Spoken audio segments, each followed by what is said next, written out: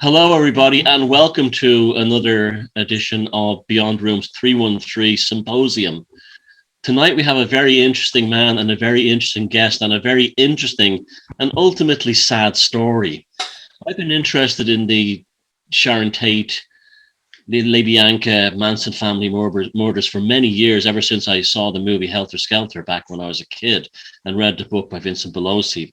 And I often felt a tremendous psychic footprint from that event, not just the fact that these people were murdered and who they were, but the sheer depravity of the murders was above and beyond anything you'd normally encounter in a regular homicide case. It was almost incomparable in terms of like celebrity murders anywhere, particularly in Hollywood.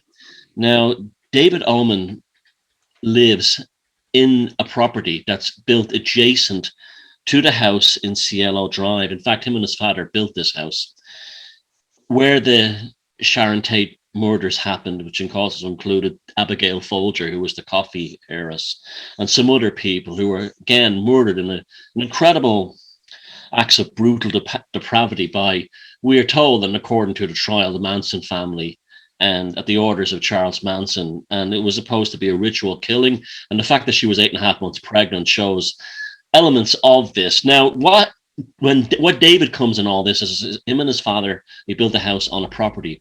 It's almost on top of the house in Cielo Drive where these murders took place. And this immediately began paranormal activity that goes on to the present, and was encapsulated in a film called The House at the End of the Drive.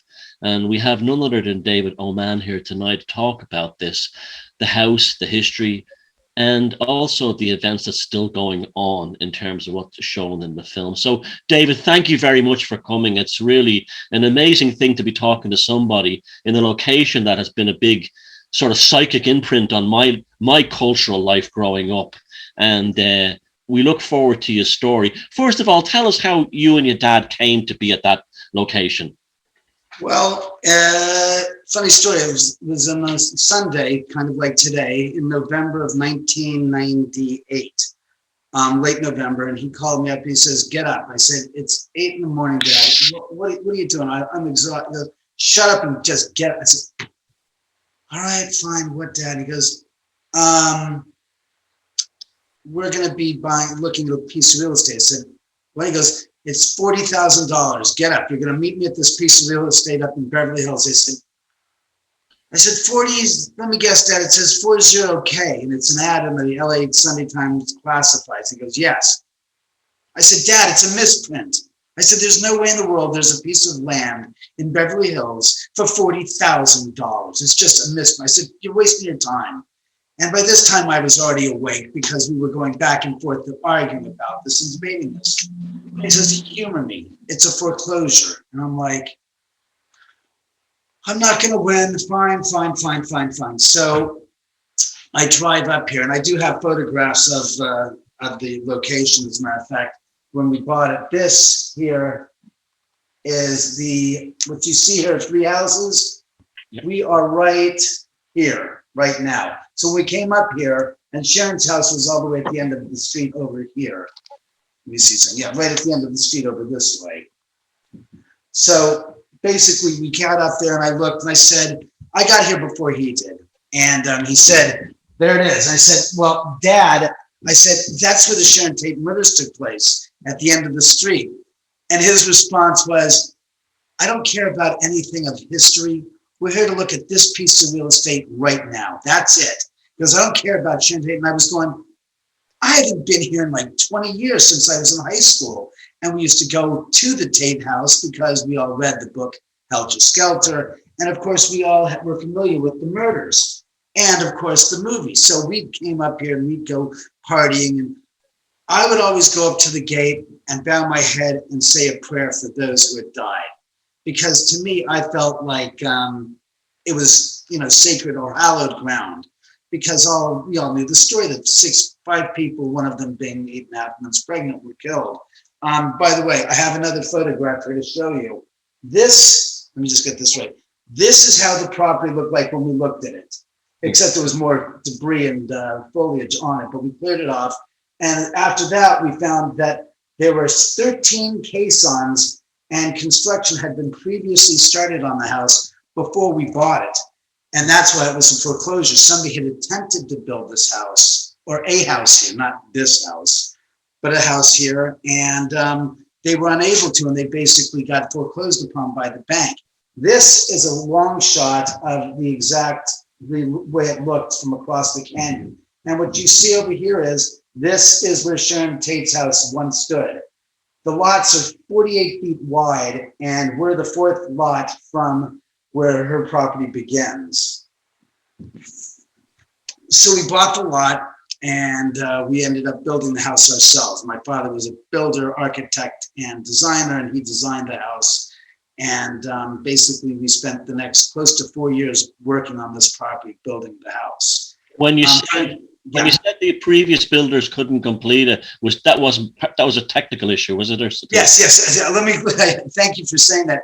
It was completely a technical glitch. What it was that when they were in the process of building their house, the building planning department had different plans. And according to the original set of plans for this land, for the whole street, this was designated as a private driveway. Somewhere along the line between 1978 and 1998, or 1990, I do believe it was, somebody in the city planning department changed the title of this designation of private drive and wrote it down as private street. Now, between you and me and the lamppost, it doesn't mean squat. It's semantics. Legally speaking, there is a clear distinction between the provisions of a private street and a private drive. And I'll just basically run through it quickly. On a private drive, the city is not going to be providing you with sewers, with power, and anything else, and paving the roads. That's the homeowner's property of the property's responsibility. On a private drive, a private street, that's all conducted and carried out by the city. The difference is that in a private drive, your straight street can be up to 10 feet wide. To private drive, it can be 10 feet wide or 20 feet wide.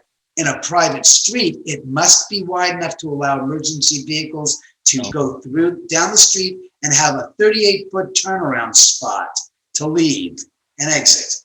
This was really a private drive. Oh, Terry, stop. That's my cat, Terry. So you and your dad designed and you started building the house. And while it was under construction, some of the guys who worked there started to have experiences. Yeah, it was about 6 months before we were done. We were wrapping up the major rough, as we call it, the rough part of the construction, which was putting in all the walls and having the drywall up. But the final 6 months was spent on putting in the granite, the tile, and basically finishing it up, putting in the fixtures and making it all finished. It's the finishing part. So right when we were at that place where we were finished with the rough construction, I lined up all of my contract laborers right in the spot right behind you. I can basically turn the camera and show you where. At what is now over there, that is the dining room over there. Right where that table is, I lined them up and I said, hey, guys, we're done with the construction. You guys are going to be off the site in a couple of days. Have any of you guys over the past 3 years had any weird experiences you want to tell me about? And one of the guy goes, yeah, I was here 6 months ago in the middle of summer, and I heard voices and footsteps coming from the top floor. Now, the house is 3 stories. So the first floor is on street level, then the second floor is 1 floor below that, and the third floor is below that. So he was on the third floor working at 6 o'clock in mid-July. It was about 90 some odd degrees. And he comes up the spiral staircase to the top floor and he searches out the entire top floor in front of the house on the driveway. And he said, saying, Senor Paul, Senor David, ¿dónde estás? Which means David, Mr. Paul, where are you? And he goes looking around, he says, there's no one here. He goes on the street, there's not a single car. And I said, well, yeah, I've been here in the summertime. And, it's 7 o'clock and the place is desolate and empty. He goes, yeah. So I go back downstairs, he says, he starts working. 5 minutes later, he again hears the voices and footsteps coming from the top floor. So he goes and he comes up, he looks around, there's nothing. He says, that's it. He's done. So he goes back downstairs and he starts packing his bags. He says, all of a sudden, he hears footsteps coming down the spiral staircase. Now, the spiral staircase sits in an 8 foot by 8 foot by 30 foot, what do you call it? A hall that goes straight down to the bottom. And at the time when this was being, when he was building it, there was no doorway there. It was just a 10-foot high wall, a 10-foot wide opening into the big main room down there, the third level. And then the guest bedroom next door to that. He says he's listening and he hears the sound of like leather-soled shoes hitting the wood treads, getting louder and louder as they come down to the bottom of the floor and stop at the landing. He rushes out and he starts looking around. He's 10 feet, 15 feet away from the landing because there's nothing there. And then it happens. He says he feels this ice cold. He doesn't describe it like a breeze, but he says like a chunk of ice. It's like 2 inch wide and it comes whizzing, slowly going across the back of his neck, between above his shoulder blades and below his hairline. He goes, it made his whole body get rigid and the hairs on his body stood straight up. And he screamed out, a dos míos, ya me boy, which translated from Spanish means, oh my God, I'm leaving. And he didn't come back for, 6 weeks. When he came back, I said, wait, this is when you told them you were sick, taking care of your mother who was sick in San Salvador. He goes, yeah. I said, I was waiting for you to get back to do the final laying of the tiles in the master bathroom. And because after the second week, I was so frustrated, I said, screw it, I'll do it myself. How difficult could it be? A lot more difficult than you think, because this guy had 10 years of experience of just taking the grout, throwing it on the back of the tiles and putting them in there and making them fit. I, a novice, had the worst time of it. And secondly, because they weren't man-made tiles and they were natural stone tiles, there's a natural pattern that you're supposed to take into account when you take them out of the box. The grain. So you lay them out first, you go over the pattern like it's a puzzle, and you arrange it accordingly. Not in my bathroom. You have one vein going this way, you have another vein going this way. It's like mishmash. One's a little higher than the other. And I say to people, if you don't believe this story, come pay a visit to my master bathroom and take a look at the tile and tell me if you think this is assumably the same as the rest of the house, because it doesn't look the same and the craftsmanship isn't there. And I said, if you think I'm making this up, why would I submarine and basically, my master bathroom, Terry, I'm on the phone, and do that to the house? Because there's a lot of, I would say, intrinsic value in the master bathroom looking like it's the best bath in the house. So no, it really did happen. Do you think that, did you actually, when you were doing the tiling in the bathroom, did you feel any, like, we're saying, did you, when the guy told you that, and did you get spooked out, or did you just think he was just being dramatic, or what? No, I had known from again, I didn't want to tell them what my experiences were, because this is the crew that's building the house. And these guys, you have to remember, from the South, these guys from South America, as a lot of the Latin communities are very, very, very, very, very, what's the word, religious.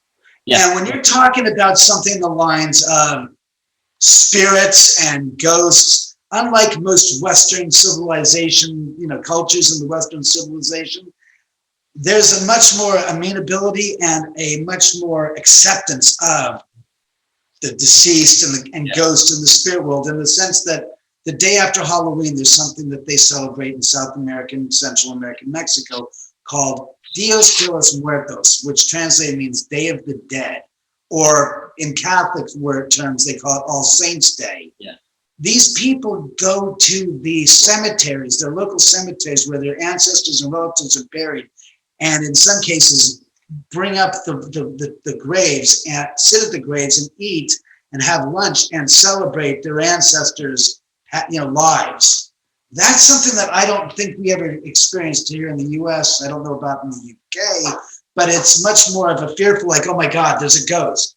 And I didn't want to scare them and send them a running when they knew that the house at the end of the street where that was where this terrible murder took place. Because again, these guys were all born long after the murders. So they had no concept and knowledge of the Sharon Tate murders, et cetera, which was really important because I'm thinking, they don't know anything. I'm not telling them anything for fear that they're going to flee the site and just go somewhere else. We lose our workers.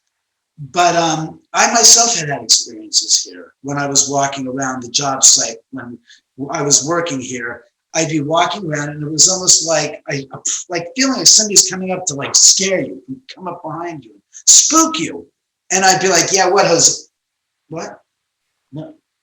Miguel? Jose? No one there.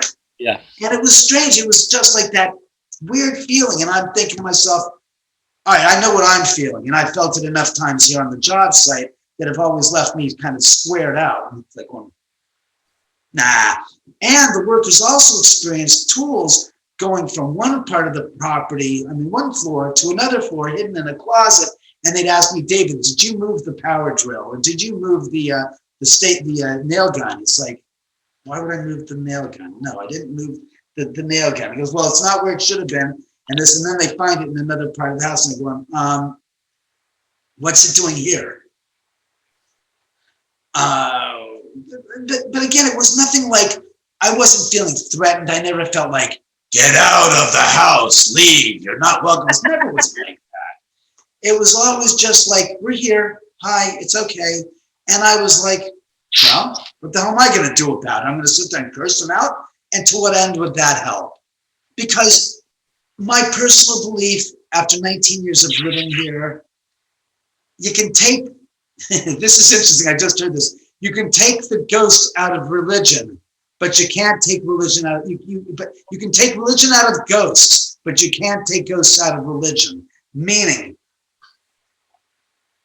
to the tenets of most Western religions, Catholicism, Protestantism, Judaism, not even Judaism so much, there's a fear-based element about ghosts. Yeah.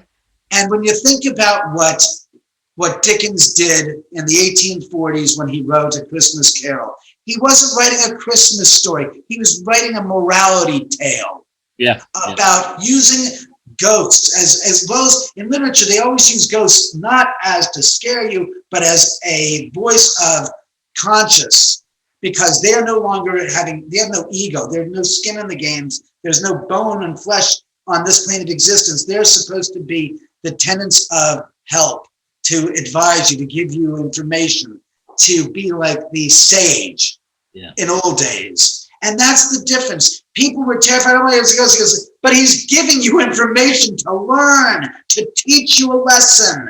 It's like Aesop's fables. And we have gone from that in literature and the paranormal to becoming, oh my God, there's a ghost, it's terrifying. And all the ghost is doing is saying, hi, I'm here. I know you don't know who I am and recognize me. I'm your great grandfather. I'm coming to visit you. And people are like, oh my God, I'm trained now to be fearful of a spirit. It's like, why? We're all going to pass from this mortal coil, as Shakespeare said. No one lives forever. We all have our entrances and our exits on this great vast expanse of the play. On the stage. That's the truth, though. People don't realize it. After 19 years of living here and actually physically living in this house and almost 4 years of building this property and having such a vested tie to this land because my mother and father have both passed and spending so much time here with them building it, I call it not only my legacy, but my life. I would never sell this house. I would always want to spend the rest of my life here and probably will for eternity. But my point is that spirits have not harmed me any single time. I don't think that I am unique in the sense that I am anything but human, that my experience is based upon, I think, more on my perception, or as we used to say, the colored glasses that I wear don't give me a perception of fear written all over the inside of the lens. So when I see through these lenses, I have a fearful experience that's transmitted vis-a-vis this perception on covering my eyes, giving me the look through which I see. I think that there's a lot of myths in the paranormal that are savagely, bitterly wrong and teach us as humans to be fearful of things we do not know, when in actuality, there's nothing you can do. If ghosts are real, I've said this so many times before, there's not a damn place on this planet that you can go to escape them. And that's because they're energy. They can go to the bottom of the Marianas Trench. They can go to the top of Mount Everest. They don't need to breathe. They don't need any assistance in getting around. They can go to outer space for all I understand and know. Yeah. But that's the whole thing, is I take my understanding and saying, if they're real, there's not a hell of a lot we can do to stop them. Yeah.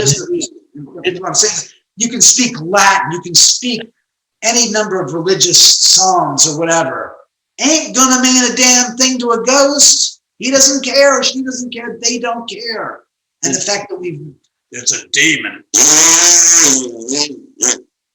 Sorry, you've gone to a place where here's where I exist. You're either on this, over on this side of the field or this side of the field, but in the dead center where the rationale is kind of normalized, there is no such thing as a demon that's trying to hurt you. And a ghost isn't trying to hurt you, because I got 5 people plus 1 baby that were murdered down the street there.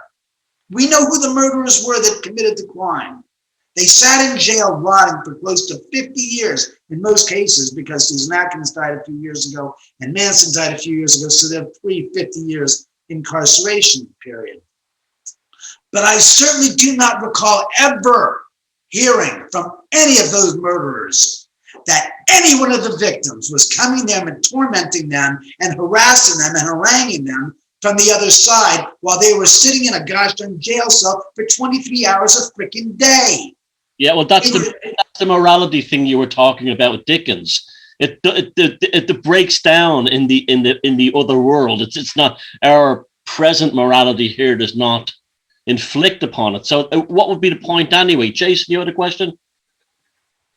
Yeah, I was actually going to ask David, but you kind of explained it anyway, what your explanation of these are. But to you, it sounds like, in your opinion, they are us that are no longer incarnate in human form. They're a being that has left the human body and is no longer tied to space-time the way we would perceive it. Yeah, it's kind of, this theory came about, and I hate to use the word theory, this idea, because I'm not a scientist, and there's no theoretical things behind what I'm saying. It's just looking at the way things are and taking a step back and saying, I'm not going to go to the religious side, I'm not going to go to the paranormal drama side, but I'm just going to see things and accept things for what they are and what I perceive and experience. And something that Barry Taff, who's a famous parapsychologist, told me, 16 years ago in 2005 when he came to visit, was that people are like analogous to an automobile. The automobile is the shell, and inside goes the passenger to control the movement of the automobile. The analogy is that the human body is like the automobile, and the soul inside that body, or the passenger inside the vehicle, is the spirit, the soul that makes us go. And at the time, I was kind of like, well, I didn't understand. And what's funny is Barry and I we met in June of 2005. Now, my mother had died sometime early in March 22nd, 2005. Before I met Barry, before he told me this, my mom passed away about 6:45 on the 22nd of March. My dad called me up and said, your mom just died. She had a heart attack. Excuse me. I drove to their house, which is about a couple miles away from here. I go in the house, and the whole house is illuminated with candles.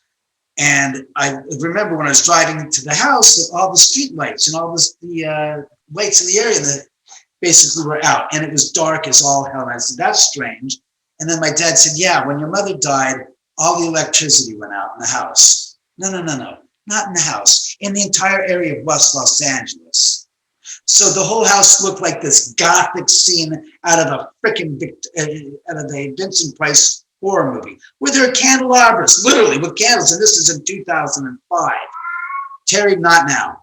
So I walked around and I saw my mom in her bed like this, lurched forward, leaning up in bed with her mouth slightly open, like going, and frozen.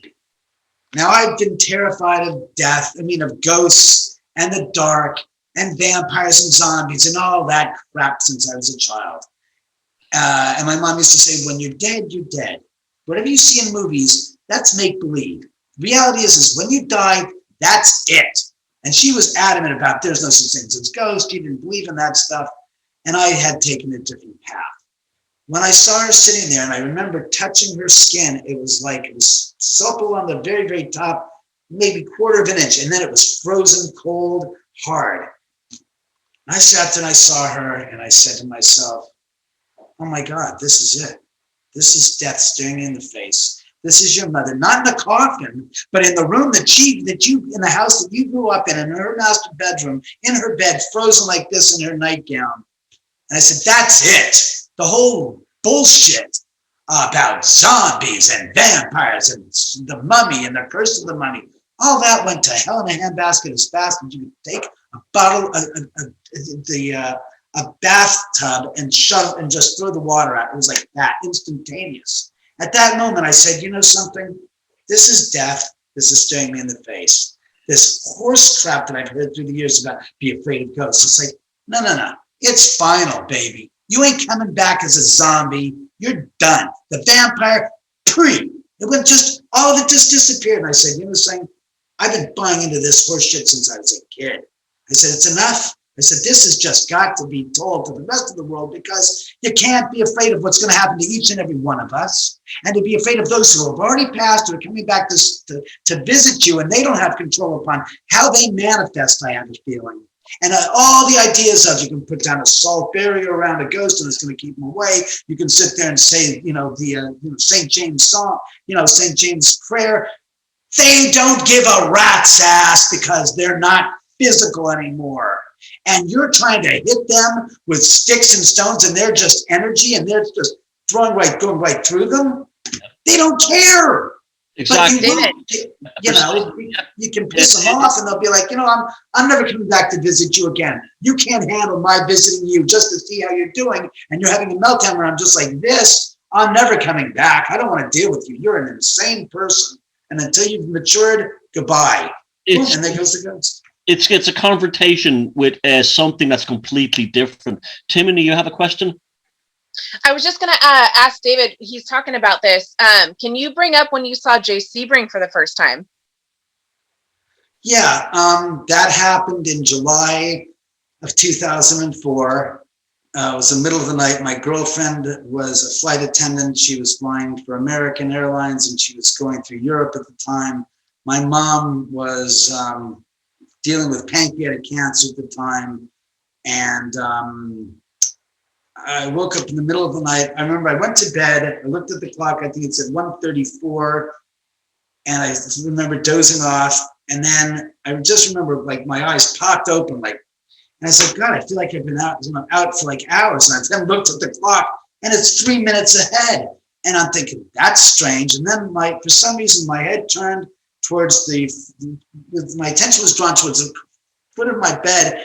And I see a guy standing there. And I'm like, okay. And the house has got full alarms at the time. There were no cameras in the house, but full alarms and motion sensors and front door sensors. And I had my 2 dogs and my 4 cats on the bed with me. And the door was locked in my bedroom because I lived alone at the time. And I'm like going, so I looked at him and I see this man and he's full body. And I knew he wasn't a person physical because he was in shades of gray. And what I mean by that is that he wasn't, the room was pretty much pitch black, not to the point where you couldn't see in front of your head, but pretty damn dark. There were no lights on, yet he was the source of the illumination. It was like he was crystal clear as a full body person, but the color of him was, for instance, the hair, I'll never forget, was kind of parted like mine is, except it was more kink hair. And it was a charcoal black color. His skin was this iridescent, powdery blue gray. He's wearing a suit And I remember the double, I think I keep on getting mixed up if it was double or single breasted, but I remember that it had the short lapel across the top, which was indicative of the 60s. I didn't recognize him. And he had it was 4 buttons down. I think it was on both sides, but it was a different type of a suit. It looked dated. And it was this different type of a color gray, but everything was in shades of gray, almost like monochromatic, almost like sepia toned, but instead of brown tones, it was all shades of gray. I find that fascinating. So he was the source of the photons that were actually illuminating. He was lit up. It wasn't glowing like irradiating glow. He was just illuminated. He was there. It's like I said, there wasn't. I'm sorry. I took art class, art history class as a kid, and one of the things I remembered of all the things from class was, where's the source of illumination? Because we were trying to teach us how to paint and how to draw. And they said, is it from above? Is it from below? Is it from this way? Is it from behind? Each one has its own unique circumstances of how it's going to appear. And I'm like, what the hell? He says, he's all lit. He is the light. And it wasn't like the whole room was lit up. He was the only part that was lit up in the darkness. And I don't mean lit up like spotlight lit up. He was just there. Like a glow. Would you say like a glow? Exactly. Like mild, very, very mild glow. And he had his left hand extended. And at the time, I remember there was no prop. There was a piece of land next to me, just as vacant as when we bought this lot. Oh shit! Yeah, thanks, Sharon. Well, show the goddamn thing. So I got commentary from the spirits here. This right here is where we're talking about. So that land there was all vacant, as you see. Right. He's pointing and turning a quarter turn. Let me see. He's like this, point towards, right behind you, towards that, going down the driveway. 3 times he turns, and his head, it's just the torso from the middle of his waist up was turning. The feet and the legs were stationary. He just did this, back, this, and then vanished. And I'm like, okay, I spent the next hour walking around the house, went upstairs, got a glass of whiskey, and I don't drink. And I sat there for an hour trying to postulate and figure out what the hell I had just experienced. And I'm thinking, my God, it's an emissary ghost, like what had happened to my godfather some 35 years earlier when he lived next door to us. Yeah. Jason? Oh, yeah. David, I was just going to say, I am amazed at your attention to detail with memory. And it's just absolutely incredible. I noticed this with a bunch of your other films out there that that you have this just incredible recall. And I was going to ask you, other people that have these experiences with ghosts and spirits, do they have this same kind of ability to recall like the details, like you said, like it was 1:34 in the morning, or the type of lapels and stuff? Other people that you've talked to, do they have that same kind of like keen ability to remember the minutia the way you do? I don't know. A little of my background. I've always been fascinated by history as a kid. I was always intrigued when I saw something on TV. And an example would be The Great White Hope. I saw the movie on TV as a kid on television. And I said, is this, I had this feeling like there's something more to this. And my dad said, oh yeah, that's based on a real person, Jack Johnson. I went to the encyclopedia, World Book Encyclopedia, and started reading up on him, and it was like instantaneous.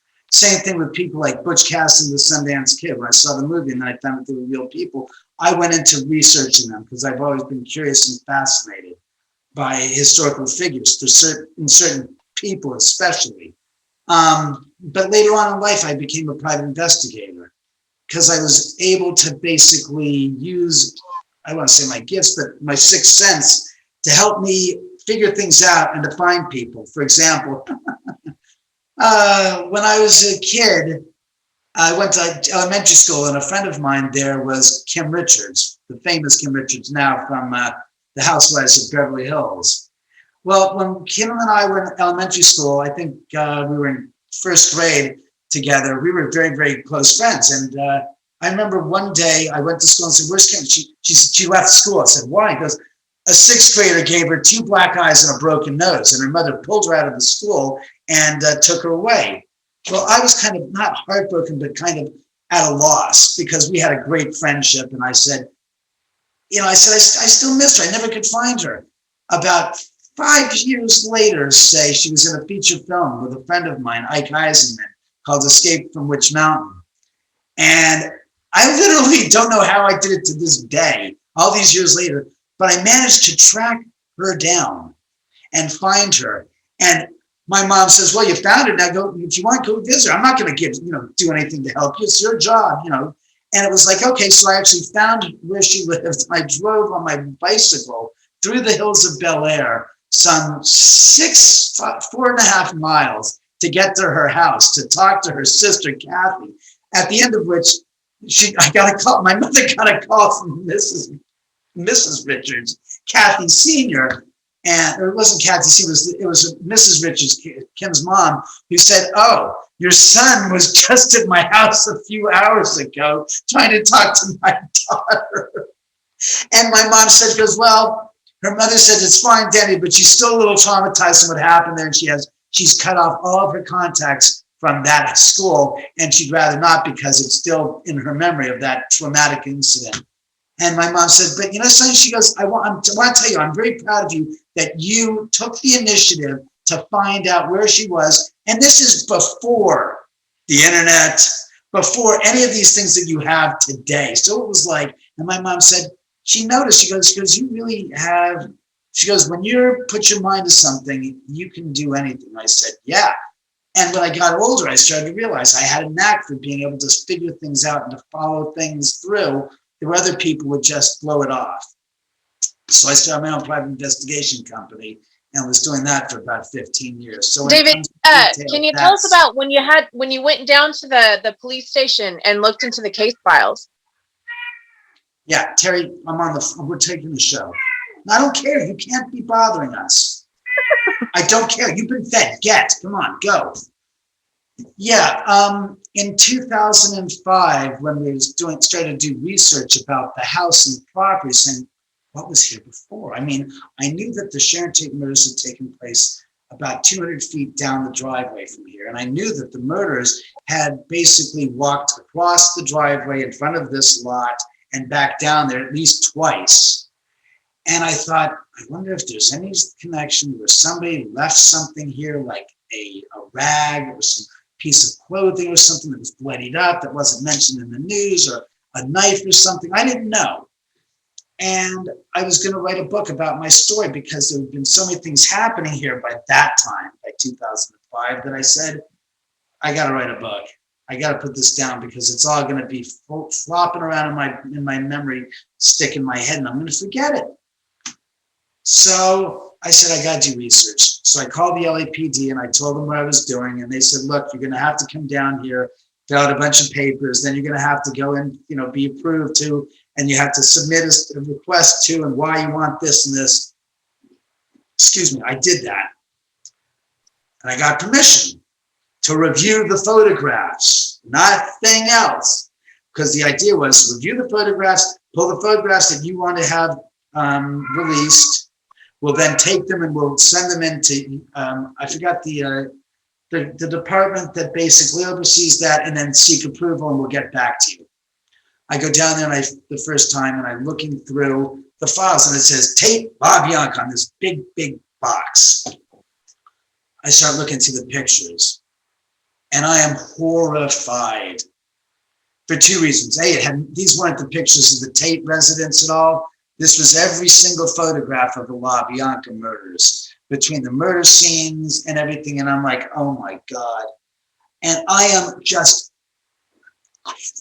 quite taken aback by the graphicity of the photographs. I've never seen murder photographs from the LAPD ever before. I've never been into that, but I'm looking at pictures of a man's chest where it's rudimentally scarred, cut into some W like this, like the lines are like, you can see where somebody went like this and then crossed over. It's not a perfect W because there's a cut beyond it. It's just horrible. And I'm like, and at the end of it, and 2 hours later, I'm like, this is all the LaBianca murders. Oh my God.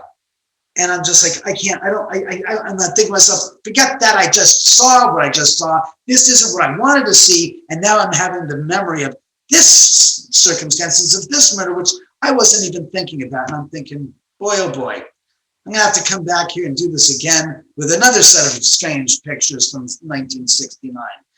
So they go and I said, these are all La Bianca. I've gone through the entire box. Go back to the sergeant. He says, oh, the Tate folder or the Tate file is locked up. You're going to have to come back in a couple of weeks and we'll have to set. I'm like, okay, a couple of weeks later, I get a call. I go down there and I'm brought in, I got cleared to go in. They take me to the bowels in the deepest, darkest portion of this huge office building, which is Los Angeles Police Department. And in the center of the building, in the small little room, is this 5 foot by 3 foot by 3 foot 19th century freestanding safe with the brass dial on it and this big brass handle like this on it. And it's all in this, I'll never forget, it was like an olive drab green. And then there's this yellow gold stenciling around it with the fleuries, the fleur de lis, whatever you call it. But thank you. And I'm like, what the hell? Guy opened, dials the thing like it's a freaking movie. He's sitting there, and then pulls the thing, opens up the safe, and I'm like, I don't believe this. This is like out of a freaking movie. And I'm like, he goes and he looks in the safe, and there's a box in there, and it's a decent sized box that says Tate, big bold letters. And I'm like, he goes, here it is. And I'm looking at these other things, other boxes and things in this safe, and I'm going, this is strange as hell. Brings it out, takes me into a small little room, sits me down. He goes, you can't have your cell phone here. You can't take any pictures of what you're looking at. There'll be an officer in the room with you. So for the next 2 hours, I'm looking through, and it's every single photograph of there. And it was all of them, not just Sharon. Oh no, it was everything. It was everything. And were I said to the pardon? Black and white. Were they color photos? Yeah, they were color photos. In the 1969, some of the photographs were 4-inch by 4-inch with a tiny little 1/8 of an inch white border around them, which was typical for that era, for the style of the photographs. There were some black and white photographs of the victims at the morgue on the slab. And I said to the officer after I said to the sergeant who was in charge of the information, I said, how come I've seen photographs where, some of these photographs are similar photographs online? He goes, the reason why this is all in the sealed vault type of a safe is because after the murders, a few years later, some of the officers, he said, that were working on the case took some of the photos as souvenirs. Some of others had access to the photos and they took them. And goes, and that's why they're now locked up in here because it's just too sensational of a case. I said, it's some 40 some odd years later. Are you kidding? Or 30 some odd years later. And he goes, yeah, they're going to be here for the rest of time. I said, okay. I mean, the photos that you can look up online are shocking. And the ones that you saw were even worse. Worse. Much worse. Much. Different angles. Like I said, the mortuary photographs that I saw of Sharon naked, and they said they cut it. Said you can see there's no cutting of the baby. It's just these wedge type of dark spots on the flesh that are basically. That had to have been so disturbing to see that. Pardon? No, I said that had to have been so disturbing to see that. Oh, it's burned in my gosh darn brain to the day I die. I swear. It brings the reality of the horror home so viscerally. And what they would have felt in that moment. I mean, we can only imagine, but it had to have been. Oh, can I just jump in there with David? Taking that point now, jumping on that point.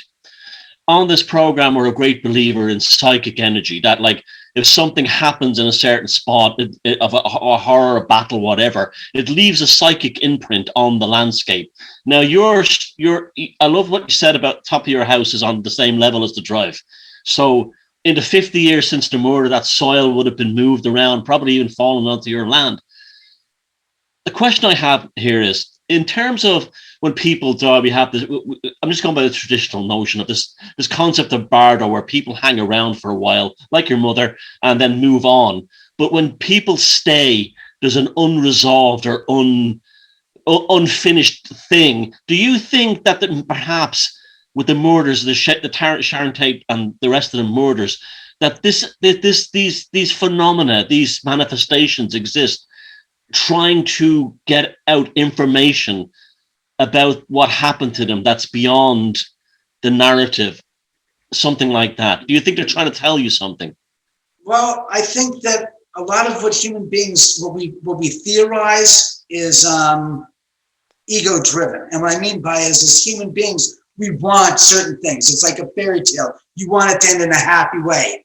That's from what I've seen from the universe, or what I've experienced here, ain't the case. That what we want is on a physical level is separate from what they're doing and why they're doing it. And we're trying to almost put not a selfie, but a plastic sheet. Like, we're trying to take this plastic sheet here and put down things, and we're trying to overlay it onto the spirits. And say, that's what's happening.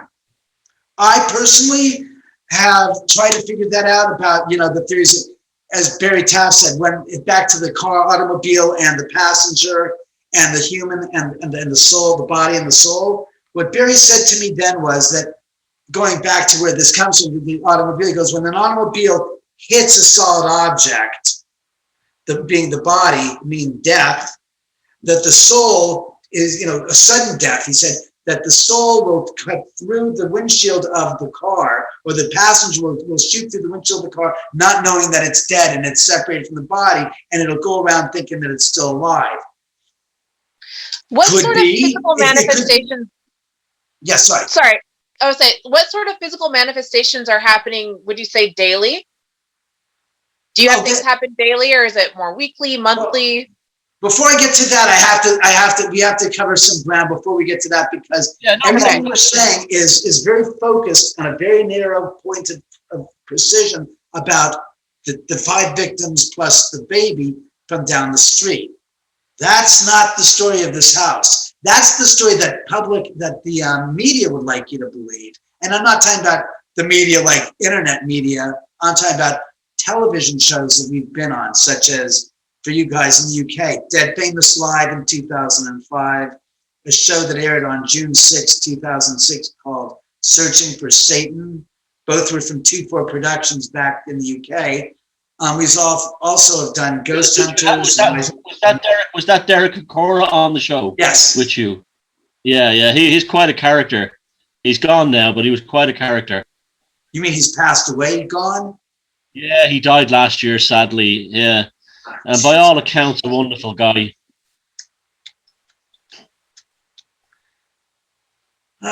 Shit. I didn't know that. He was a nice guy. I remember working with him years ago on the house and stuff.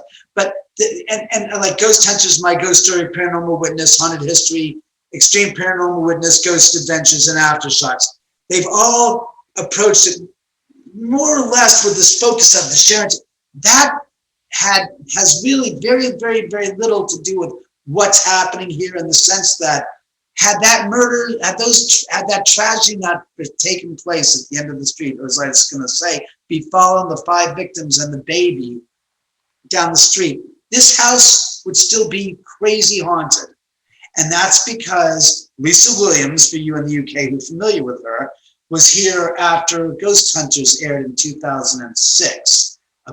Maybe a month after it aired, she found me out, and I got an email and then a call from her saying, I want to see the house. I'm like, who is this? This is Lisa Williams. I'm the psychic. I want to check. I saw you good. I'm like, you want to see my house? And I was flattered. And I said, by all means, come on over. I'll be happy to share my home with you and have you visit and check it out. I said, just not on your TV show. I said, that's something I don't want. She goes, no, I want to see it sincerely. I'm curious as all hell. And I said, please, by all means, I'm flattered you're interested and you really sincerely. She goes, no. So she comes, and she was standing over on the landing. She came in and she stood at the top of the entryway into the living room and den. And she's pointing into this room here. And she goes, do you know you have a big party over there in the den near your bar? And I'm going, no, I can't see. She goes, well, Sharon, Tate, Jay Sebring, Rudolph Valentino, whose house is across the canyon, Falcon Lair. And she goes, some other people I don't recognize. And a group of Native Americans that are there in a circle talking amongst themselves. And I go back to squinting my eyes and going, the hell is this broad saying? I can't see. And she goes, well, they want me to tell you that they really appreciate you allowing them to stay here. And that's when I went south in the jaw and going, are you serious? I said, look, yes. What? Yeah, is there any Native American legends regarding Benedict Canyon that could like you said, Rudolph Valentino? Don't rush. My God, you're jumping, as my mother would say, sit your place and don't jump the gun. Let him get to it in due time, please. Yes, I'm going to get to that. I'm weaving. I'm telling you the story in a way that I will get to that, because this all. All right, Oliver, will you please be quiet? I just heard Stan Roll say, that's enough, Oliver. You can be quiet now. So the idea was that, where the hell was I? What was the last thing I said before we segued off? You spoke about the lady from England who saw Rudolph Valentino. And I said, I had just been to the Parker Center and doing research on this property in a book I'm going to write. And I've seen the pictures of how the victims were. And I saw the pictures of Sharon Tate, and they said she was stabbed 16 times. Those are, when they say stab, it's very, very, very dry word. It means literally the point of the knife has to enter in and penetrate into the body. There were more slash wounds to Sharon Tate, defensive slash wounds where you had both of her forearms lifted up and you could see one continuous cut from above that then continued down below like this, like somebody was slashing. She was defending herself, trying to protect her unborn child. Oh dear. It was horrible. So I said to Lisa, I had a flash image of those of the victims. I said, Lisa, I said, I've had the dubious honor of seeing the photos of the victims. I said, far be it from me to tell them to leave this house. I said, I think they've suffered enough. I don't need to add insult to injury. And my God, I said, what power do I possess as a human to be able to command them that have left this planet in physical form to leave? I said, I can't add insult to injury. I said, I remember I got choked up. I said, Lisa, I can't add to their misery. It's not fair. I said, I honor them, I respect them, and I care about them. And there's nothing I can do. It hurts me more than anything. There's not a goddamn thing I can do. So that's what it is. And you know, I have kind of a visceral connection to Sharon Tate too. I sent you that link. So I live in Eastern Washington, a place called Tri-Cities. So there's Kennewick, Richland, and Pasco. In the 50s, Sharon Tate was actually named Miss Richland here in town. And I've got a good friend who teaches at that same high school. So I've always felt very connected, like Thomas had said too, you know, psychically to this whole case. But I didn't find out much later that she actually lived in the town that I live in too, and was crowned Miss Richland. Right, because her father was an Army colonel, and they were in Texas as well as Washington. They bopped around, and so when I said this, I said, look, I said, I can't. I said, I don't know about the rest of them, but I can't do that to them. I said, I can't do that. I can't. I said, how would I feel if that was me? And then she goes, that's why they appreciate you allowing them to stay here. And I said, that's fine. I was going to ask you too, what, if you have any type of feeling or intuition on what it might be that makes them feel so comfortable with you. Just the fact that you're not going to ask them to leave. Well, I think it goes back years. Like I said, when I was a kid, when I came here when I was 14 and 15 to see the place, that everybody else was smoking pot and drinking their beer and stuff. And I was the first one and the only one, as I recall, that paid respect to them out of just knowing and saying, you know something, we're all going to party here, but that's sacrilegious. To me, it was like, you know something, I walked right up to the gate and I bowed my head and said, I have to say to you guys, I said, I'm sorry for what happened to you all. I said, there's nothing I can do about it, but I want to pay my respects because you all suffered immensely. And I don't feel like I want to like have a beer with my friends until I pay respects and honor them. That's really what it was. And the order was as a point of, like, look at this, like looking at this. And there was not a sense of sincere respect towards them. It was like, oh, look, here's another spot on the maps to the stars' homes. I completely couldn't care less. I was there at that moment to say, hey, pardon me, I'm going to be drinking here, but you guys deserve your due. Thomas, what were you going to say? Well, David's reverence for respect and reverence for the thing, I think, is a very powerful knock-on effect, including his own film and the story and the stuff. I grew up with this kind of sensationalist thing of Sharon Tate, you know, and in amongst all the hype and all the nonsense and everything else, she was dehumanized tremendously. But there's something in recent years that her spirit, her charisma, her soul has really begun to impinge itself in the most beautiful way on humanity. Like, you have a gorgeous painting in your house, David, and also Once Upon a Time in Hollywood recently, which is kind of like a farce about the story. Oh, the Tarantino movie? Yeah, but Tarantino even kind of captured that element, that there was something, and even when I look at photographs of her now, or films like Valley of the Dolls, she was a remarkable spirit. And it's only now, and David, you deserve a lot of credit in this, that is only coming to the fore at this time. Well, that's Go ahead. Sorry, go ahead, David. Go ahead. No. You finish, please. I was just going to say, I had watched an interview with her sister, and I cannot remember what her sister's name is right now, but Deborah. She had always said, what was her name? Karen? Deborah. Patty had died 21 years ago, but that was her other sister, Patty. Yeah, she had always said that her sister put her and I can't remember the exact quote, but it was so beautiful. I wish I could remember it right now. But she had always put her craft before her image. So she had always taken her job seriously before she cared about what she was presented as, and her beauty and her image as a model. So she was a very good person. Oh no, she has been maligned and turned into a footnote to history by so many people. And I mean, I've been doing these podcasts for a number of years now, and I used to hear people saying, you know, they brought it upon themselves that Wojtek and Jay were dealing cocaine and stuff. And I started to laugh, said cocaine and Manson in the same sentence. Right. That just doesn't strike the same chord as something that would have taken place in 1974, 75, when it was more mainstream, and Manson wouldn't have been in the same conversation had he not. It's just, they've been bandied around as not victims, but as getting this what they deserved. Look, and I think it's just the story is just so dark, people can't process it, so they have to sort of victim blame. But also, there's a cottage industry that's been developed in books and in lectures and in podcasts and etc. in movies and in documentaries about that. You don't know the truth of what happened the day that of the murders, that Bugliosi was all of, and these commentary going, Bugliosi was in for the money.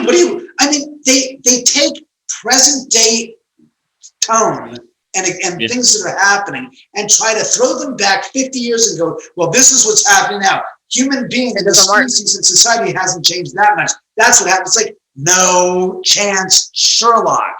Second thing is it's only been proven the fact that he didn't know it was going to be a successful book and launch his career. Oh, that's why he did. You can always say things after the fact when you look back upon the history and then say, well, this happened, this happened. It doesn't mean that was an intentional thing that was done for success in his lifetime, that he was going to write this book. He didn't know.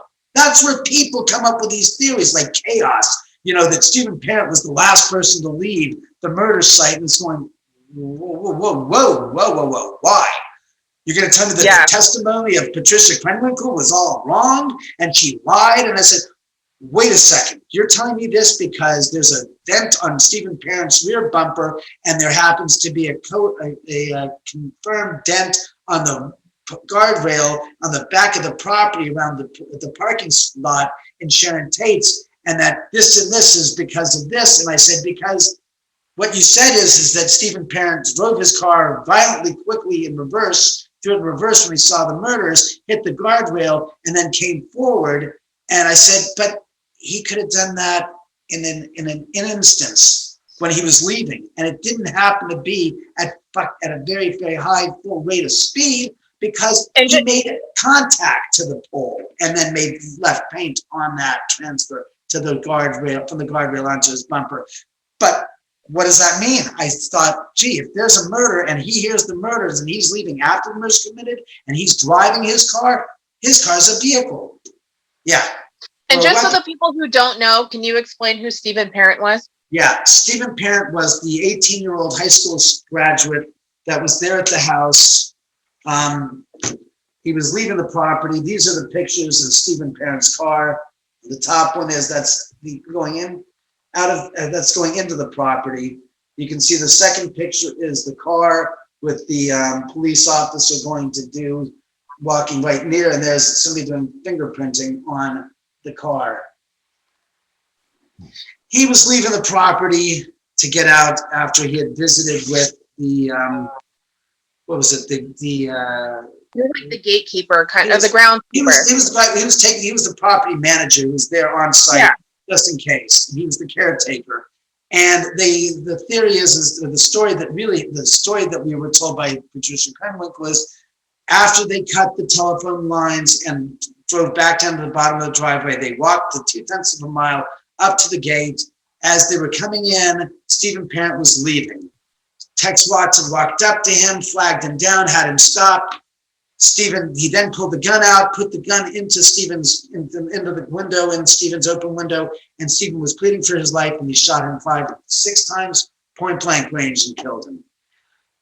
The theory of that I'm mentioning about is in this book, Chaos. This guy says that Stephen Parent was the last to die, and this and that, and blah, blah, blah. And he says that Stephen put his car in reverse, and when he left the guest house and got in the car, and by accident put it in reverse, floored it, hit the guardrail, and then put it in drive.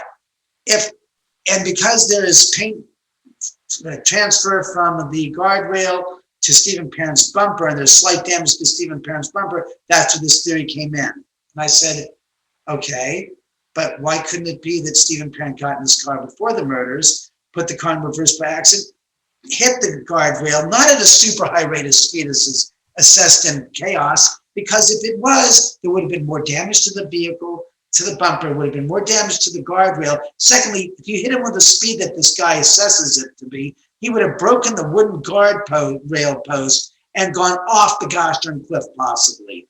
But he hit it with enough just to transfer paint from the guardrail onto the post, onto the bumper, and then started forward.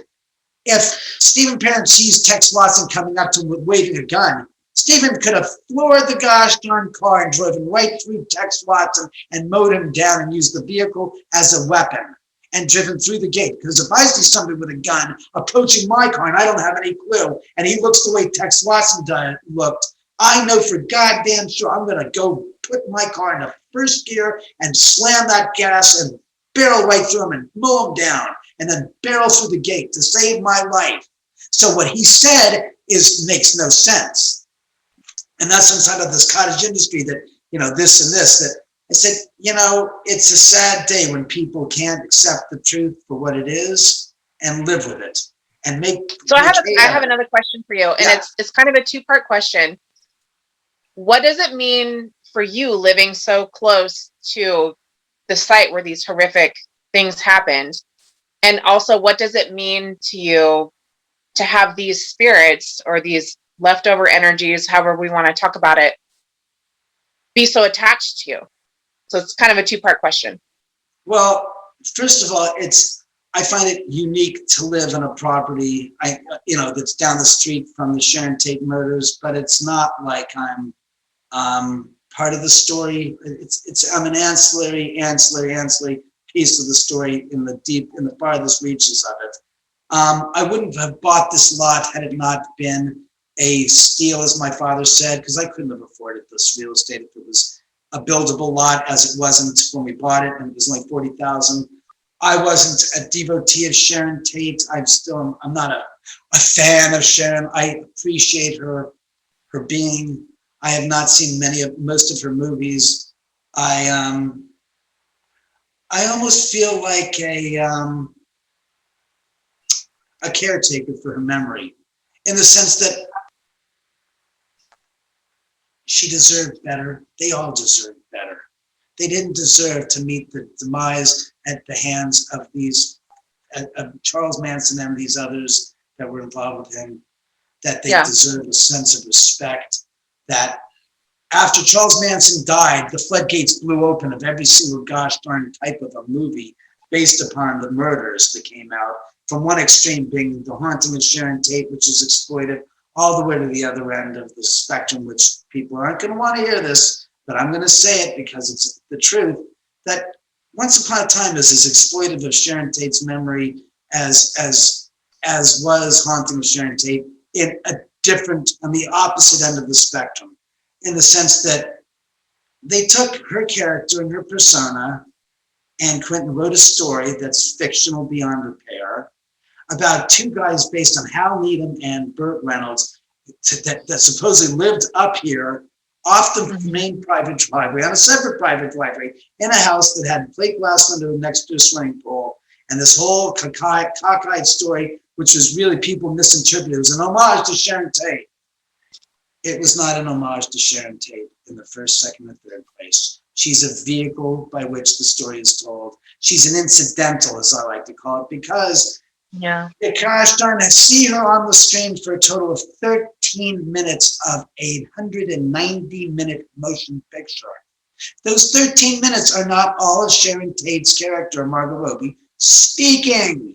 There's some B-roll, which is just her in a scene talking with a bunch of friends from a distance, and whatever they're saying is not important. It's just the fact that you have her with Cass Elliot and, I forgot, Michelle Phillips talking and caravanning on, and her walking into the movie theater. And it's a lot of fluff.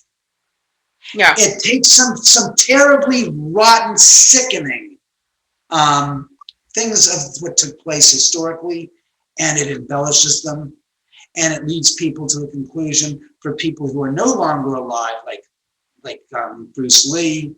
So what does it feel like to you to live so close to where she was murdered like that?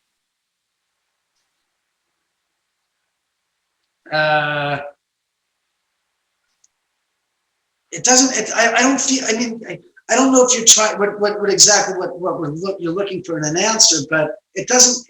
It's, as I said, it's unique. It's interesting. There are people always coming up here. I mean, for me personally, there's a ton of people that I've met because of my proximity to the murders. In that regard, it's interesting. I'm not looking for any specific answer. Well, I was just wondering if you had like an emotional response to that.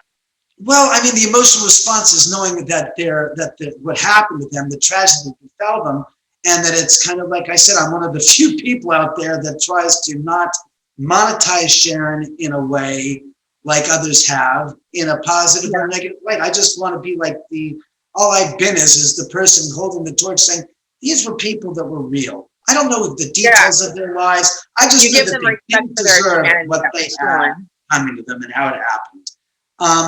And then a question about why, so to speak, why Sharon visits here, etc., and how do I feel about that? I've always deferred to the article, which is right over there, which I'll read to you right off of the book, right off the newspaper. It was written 15 years ago on the 35th anniversary of the Sharon Tate murders. And again, it's fortunate for you because you're all in the UK. This was written by the Sunday Daily Express, and it was printed in June 9th, 2006. I think it's 2004. I'll have to take a look and I'll read it to you. But Lisa, when she was here, they found out that I said, Lisa, oh, she's English. She's great. We'll interview her. They interviewed her, and she explained why it is that Sharon's spirit visits here. But more importantly, they compromise about 1/10% of the paranormal correction of the spirits visiting this house. Because as I was going to get to, is the house, according to Dr. Taff, has extremely elevated DC EMF levels that range from about 5,000 milligauss positive to 5,000 milligauss negative. Can you explain what that means? Because I have no idea. Yeah, EMF, DC EMF levels stand for direct current electromagnetic field levels. They exist in nature. They range, normal is ranging between 300 milligauss and 500 milligauss, positive. Okay. That's it. Anything above that is an anomaly, where Dr. Tapp had said in previous years when he'd worked on different cases, when a manifestation, for example, in the case dealing with the entity, which the movie was based upon in the house that sat in Culver City where the woman was being raped by a spirit, she claimed, in the early 70s. He said that his meters, his instruments would spike when the spirit would manifest at 2000 milligauss and then return to normal a few minutes later after the spirit disappeared. He said in this house, they're always spiked. Morning, noon, night, day, weekday, weekend, full moon, half moon, doesn't matter. It's always at this peak level. And he says his theory was that, unfortunately, the meters were limited to a range of 2000 milligauss. He goes, they're spiking to 2000 milligauss. It could be the 3, 4, 5, 6. Who knows how many milligauss this is ranging to, but we can't measure it because our equipment is limited. Oh, wow. He said it was literally off the chart. And I theorized saying, so it's kind of like when you take a reptile from a cold environment and you put it into a warm environment, it can then manifest and move and its blood warms up. He goes, yeah, it's a cold-blooded animal. Its life depends upon the temperature in the room or its area. So when it raises up to the point where it's at 80 or 90 degrees, that blood flows a lot quicker in the body and it can move around. I said, so it's like a spirit coming in this house. He said, yeah, when a spirit comes in this house, usually with a person that it's around following, it hits this environment, it can jump off and manifest and do things kind of like in the movie Ghost, where Patrick Swayze's and Demi Moore. Again, Patrick Swayze, focus, kiddo, focus. Was told by his mentor, yeah, you got the eyes? I can't even do that anymore. Where his mentor spirit, you got to focus all of your energy into that one spot and then let it out. Here, they don't have to focus crap because the energy is here in the environment. They derive their power, their energy from the environment. They can do stuff. That's why, and you haven't knocked over the figurines yet, you brats. You show the people you're around, knock the figurines over. Come on. You did it the other day on the podcast 4 times in 2 hours. You can do it here at least once. I wanted to ask you about that. That was one of my questions with the physical manifestations was with the figurines. Well, I put them up on Halloween. The original 4 were 5 of them was the Gina Davis, the Alec Baldwin, the Smoking Man, the Beetlejuice with Thorns, and then the Shrunken Head Man. And this is probably, gotta be a number of years ago. Is there any way you can show us those closer? Sure. Well, yes and no. I can and I can't because I'm limited by the length. Can you guys see them there better? That's a little better. That's a little better. All right, brat. Fine. Have it your way. If I break the computer, you'll get a bill for it. While David is doing that, let me here. Shut. I'm gonna accommodate this woman. This woman in Seattle wants to see them close up. There you go. Is that better? This yank, as you all in the UK are saying, this bloody wanker. Do you see those? There they are. I'll get as close as I can get. Yeah, I can see them. So there they are. Thomas, can you guys see them? Yeah, clear as anything. Okay. Good. So, well, that's all you're going to get. No. So let me turn this back around. All right, let's keep them in frame. Come on, straighten out there. Nice. That's better. There we go. Thomas, what were you going to say? This is what David was talking about. This is an EMF meter. Yes, it's a K2 meter, right. And that's a real piece of equipment. That's not for ghosts. That's what electricians use to find out where there's a leakage or a seepage of AC EMF levels, yes. Yeah, but I use this here in Ireland. I use to explore a lot of ancient megaliths and stuff like that because they do have energetic readings at different parts of the megaliths. But this is commonly used for this kind of purpose. It shows you, it starts off, and when it's green like that, I don't know if you can see it, that's the normal reading. As you enter into areas where you have changes in increases in electromagnetic energy, often associated with paranormal events, it moves up the lighting scale. and and also energetic places of strange energy, like ancient sites that like we have here in Ireland. But it is a useful tool to have for these kinds of things, because they do actually work. Right. I have one of those. Yeah. Right. So what we were saying is that they were put up there on Halloween, got to be about 13, 14 years ago. And they were just sitting there. This is a 180-gallon aquarium, and it weighs, I think it's about close to 1,000 pounds of water weight. Then you have the plexiglass, the canopy, and the base, etc. It's a good 1,500 pounds. And the figurines just start getting knocked over. Oh, yes. No. Oh, yes. Sorry, back it up. I left them up on Halloween in October, and I left them up. And in March of 2008, I gotten back from the veterinarian. I took my cat in, and they said the cat's lungs were obliterated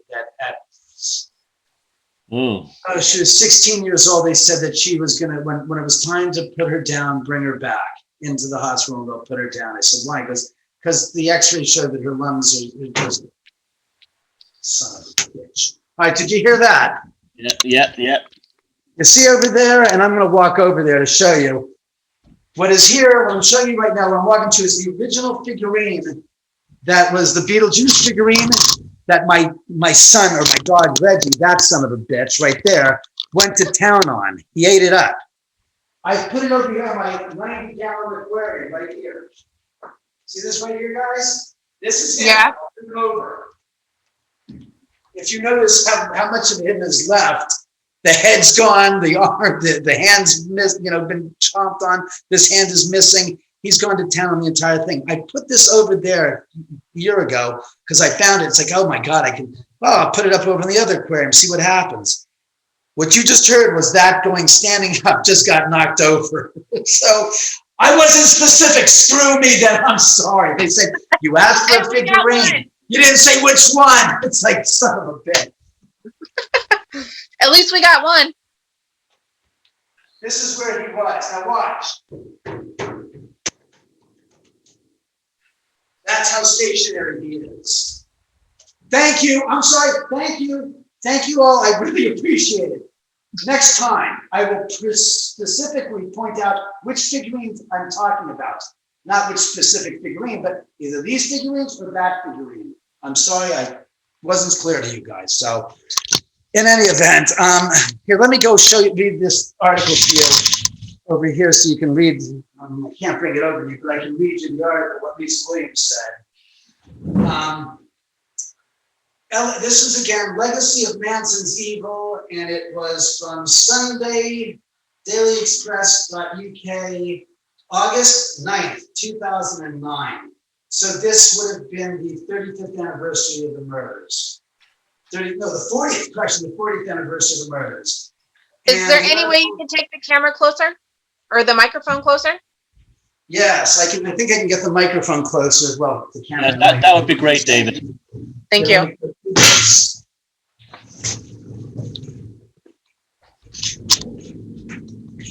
Thank you. It figures.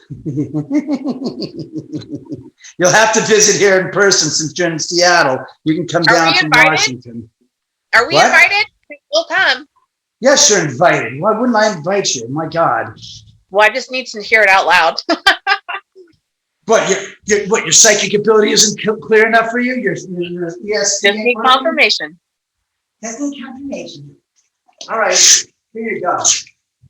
LA-based British psychic Lisa Williams, who regularly presents television shows on Life Beyond the Grave, has visited the Oman house, and she confirms Sharon Tate's presence.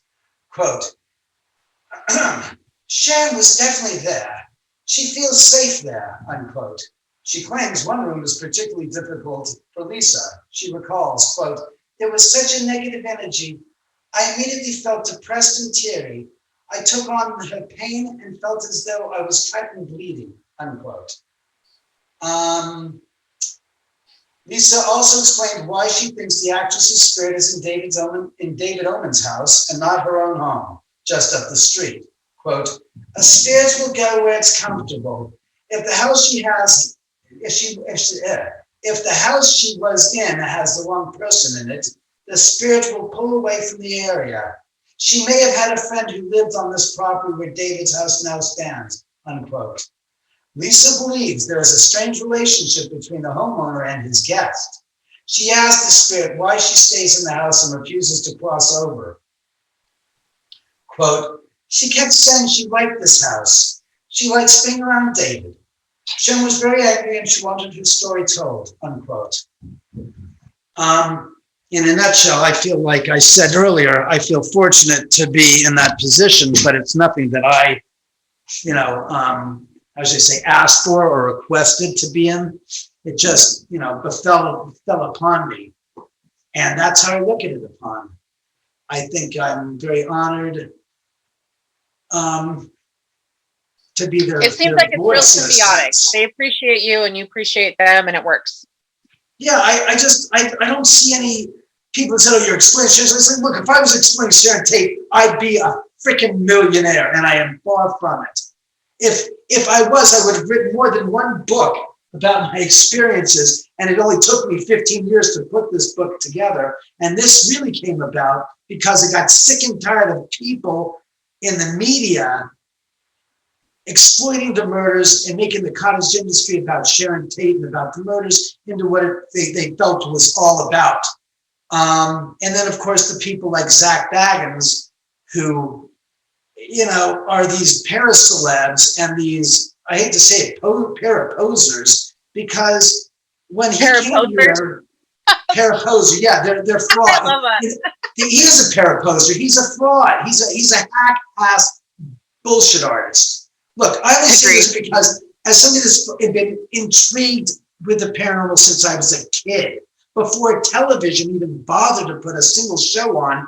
Look, I grew up in an era where the closest you got to a paranormal television show was something called In Search Of by Leonard Nimoy. And it investigated and it brought about ghosts and about the Loch Ness Monster and Bigfoot and UFOs. I love that show. And I always approach the paranormal from a place of curiosity, not of fear, not of dramatics, but of wonder and wondering what it's all about, and not like, oh my God, oh my God. When it comes to people like Zach Baggins, who are complete showmen and charlatans, and I know people are going to find this very upsetting, I speak from the place of truth and experience. When they came here to shoot Ghost Adventures 8 years ago in 2013, they were here for 4 days. I didn't meet Zach until the 4th day when they came to do the lockdown. And I said, hey, it's nice to meet you. I said, look, I've had other people here. There's psychics and stuff. I said, look, I know we don't have enough time to talk today while you're shooting because you're on a very tight schedule. But I'd like to invite you, Aaron, and Nick to come over tomorrow since you're off tomorrow and you're going to be around. Your producer told me you'll be in LA for the next couple of days. Why don't you guys come by tomorrow? I'll throw down some baby back ribs or steaks or whatever you want. I said, I'm a master whiz at the barbecue. We'll sit down, we'll talk, we'll have some drinks, and we'll shoot the shit about the paranormal, the stuff's going on here. And he looks at me with his greased back hair and his glasses and his leather jacket. He goes, I can't, I got a chick flying in from out of town. And at that very moment, I looked at this guy and I said, okay, good. And I knew it that second, as soon as those words came out of his mouth, that he's not in for the real deal, that the story he weaves about him being, the yarn he spins about him being on the paranormal, he is not, he's an actor. He couldn't care less about the paranormal. It's nothing more as a way, as a vehicle to make money, that he's tapped into that kind of zeitgeist in the public, and he's now the king of it. And the irony is I didn't invite Nick and Aaron because I figured, well, if he's like this, the two of them have got to be in the same boat because they're all friends. And I said, dismissed. I then talked to Aaron, and I talked to Aaron. I said, what do you think? He goes, well, I allowed spirits to occupy. I asked for spirits to occupy and share my body with me. And I'm like, you're straight out of stupid land. And I then talked to Nick and I started to realize each one of them is a different personality beyond repair. That what you see, the camaraderie on TV, is manufactured for TV at this point, because when I started to talk to Nick and get to know Nick more, I started to realize that things in their lives start out one way in the beginning, as it always is, and then is kind of matriculated and fashioned in a way. And that's all fine. You know, people can be on TV for whatever reason they want to be on TV, but when they come into a territory like yours, which is actually real, and you respect it and you revere it, and you want the people who show up there to feel the same way, that type's just not going to fit. Well, I was just going to say, David, correct me if I'm insulting you, but you strike me more as someone who's a steward of the Sharon, Tate, and the other people's spiritual legacy. Would that be correct saying? Yeah, I'd say that's exactly the word I would use to describe myself. I'm much more of a caretaker than I am somebody that's here to, it's about me, it's all about me, it's about me. Oh, Sharon, forget Sharon. This is about them. And the other spirits that are here that want their stories told, that's them. The idea with Zach was, I said, when Lisa Williams went out of her way. I've got to find my charger real quick, guys. Just carry on. Yeah, but when Lisa Williams reached out to find me after Ghost Hunters had aired in 2006, son of a bitch, they just knocked it over again. Did you hear that? Yeah. They did it again. They just knocked him over. Same figure. Yeah, I wish I could bring the stupid thing here, son of a bitch. I'm on a giant goddamn tripod here, so I'm literally doing this physically, lifting it up. But crap, let me get over here. It would be interesting to go back and see what you said right before the figures fell both times. We were just talking about the steward. So again, they knocked. Now that's fun. Twice they've knocked him over in the past 20 minutes that we've been on talking about them. So their presence is here. My point is that when Lisa Williams sincerely reached out to me to see the house, I took it as something like, you know something? She's real. Yeah. She doesn't give a crap and rat's ass about putting this on television. She's doing it for her own curiosity. And I said, you know something? That's a mark of a sincere, real person. Yeah. That's really interested in the paranormal, that's not trying to hit an agenda to make money, to get publicity for them being up here. She did it on her own. When I saw what I heard from Zach that moment, I said, well, there's the exact opposite end of sincere and concerned and giving a rat's ass, because you're giving her an opportunity to sit down with you. He's only seen what they just did it again. I don't even want to go back there and put it up again. Try this side now that you've done it there off a camera 3 times. This side, please, come on. David, did you say that figure was the original one that fell over? So it's as if, is there some kind of connection with that particular figure? No, it's just that they're being squirrely brats. You know, you could do that over here so they could see it on camera. You're doing it on purpose. I know, you bastards, thinkers. And again, I don't know who it is, because it could be any one of 1,000 spirits. Because as Lisa said, your house is a giant flop house. There's like a revolving door at the front. They come in, they hang out, they go out, and they come back when they want. And it's like, but one thing is for certain, and this is very important when I say this. What is the topic of conversation that we have been hitting on that is causing them to knock the figurines over? One common thread, and that's Zach Baggins. They don't like Mr. Baggins. They can't stand him. The fact that we're talking about him is their way of saying, well, screw him. Hit the figurine down. They don't like him. When he was here, like I said, when they actually went about doing their investigation, the actual shooting, I went to the top of the stairs at 9, it's about 2 minutes to 9 when they said, we're about to shoot starting at 9 o'clock. So I walked into the house, went to the top of the stairs, looked down the stairwell, and I said, spirits, they're about to start rolling. I said, I don't want you to hurt anyone. And I started cursing and swearing. I said, I know you're upset. I know you want to throttle somebody and kill somebody, but I said, do not leave a mark on anyone. I know you. And I was cursing up a blue streak and saying, you son. And this went on for about 2 minutes. I walked out the door, and the executive producer comes up and he says, what the hell was that? He goes, I was basically pleading for your lives and hoping that no one gets hurt in the next 3 to 6 hours during your lockdown, because I am terrified that something's going to happen to you guys. And he goes, oh, I don't care about that because I want you to do it again, but I want you to do a PG version for on camera. And I'm like, did you think this was a joke? I said, I was dead serious. I didn't do it on camera the first time because I'm serious. And he says, I don't care. Just do it again on camera in a PG version. So what you see on that episode is me redoing what I just did 5 minutes earlier in a much cleaner type of a way. And like I said, during that investigation, they only managed to last 3 hours of that 6-hour lockdown. Everything in Really? everything on that episode with the time code is,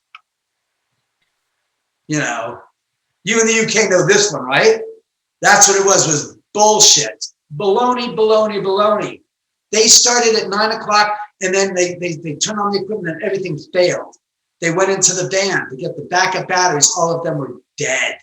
They said, all right, we got to stop. I said, listen, he goes, we have a problem. We have some glitches here. We're going to have to start in an hour. I said, what? He goes, all the equipment's dead. I was like, and so it begins. And I was like, all right, now we'll see what the hell happens. So they started at 10 o'clock.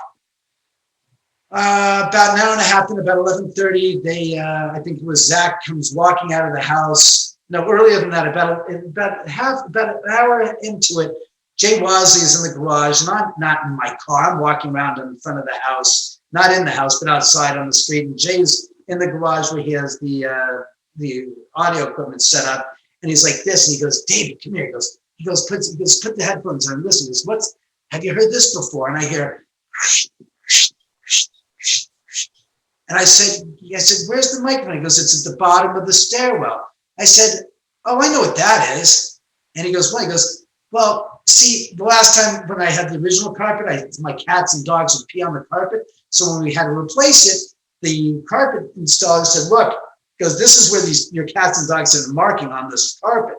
He goes, it goes in through the back of the padding, in the back of the backing of the carpet, and then it's saturated into the foam. And he goes, once it's in there, you're dead. He goes, you can steam clean it all you want. The foam is basically done. He goes, you have to, this time, he goes, put down a vapor barrier between the foam padding and the backing of the carpet, like a plastic layer, and it'll stop that. It'll be a vapor barrier. So when it gets in there in the carpet, it'll stay in the carpet backing, and you'll be able to remove it out, and it won't go into the padding. I said, okay, so I did that. So there's like, about 5 or 10 square feet of plastic under the landing where the carpet is and the spots where the cats peed before. Problem is when you walk on the carpet, you hear, which is the plastic in between the padding and the backing of the carpet that's making that sound. I said, so who's in the house? He goes, nobody. I said, bullshit. He goes, you don't believe me? He goes, there's Zach, there's Nick, there's Aaron, they're the camera guys, there's the audio tech, they're the producers. No one's in the house. I told him what I just told you. I said, well, that's the plastic. He goes, well, we listened to it. You can hear 5 footsteps going from the landing of the stairs into the theater room. And I said, that's nuts. And he goes, yeah, I don't know what to make of it. I said, well, we got a ghost trap. I said, what do you know? That it's a ghost being caught on tape as they're walking across the floor. And so then an hour later, Zach comes walking out the door and takes 3 steps onto the pavement and rolls to the ground. And there are no cameras out there. So I rushed up to him. I said, Zach, you okay? And he's like, I don't know, because my head's just killing me in my stomach. Oh my God, I just feel sick. And I don't know. I can't focus. And then the producer comes up and says, Zach, you okay? Get him some water. Quick, get him a chair, get him some water. And I was going, oh boy. And that's because the night before they did the reenactments and they have that girl dressed in Sharon Tate's white nightgown with a pregnancy and she's covered from head to toe in blood. And I saw that and I said, this story is not good. And it's a reenactment we're going with. I said, I don't believe the story at all. I think it's a crock of crap and it didn't happen. He goes, well, we're going with it. I said, I know it's sensationalistic, but it's really not accurate. I think it's a bad portrayal, and I think you're asking for trouble. So when everything starts happening with them in the shoot, I said, you guys are going to have a hell of a rotten time because you pissed them off a great deal. So then Zach comes out, and then he's settled down. Then he sends Nick to go downstairs to the third floor to investigate by himself. And they're in the back of the van watching this footage. And you hear Nick screaming, saying, guys, get me out of here. I'm having problems. I see something. And I'm thinking to myself, it's not like he's 100 feet from getting up to the staircase to the bottom of the landing.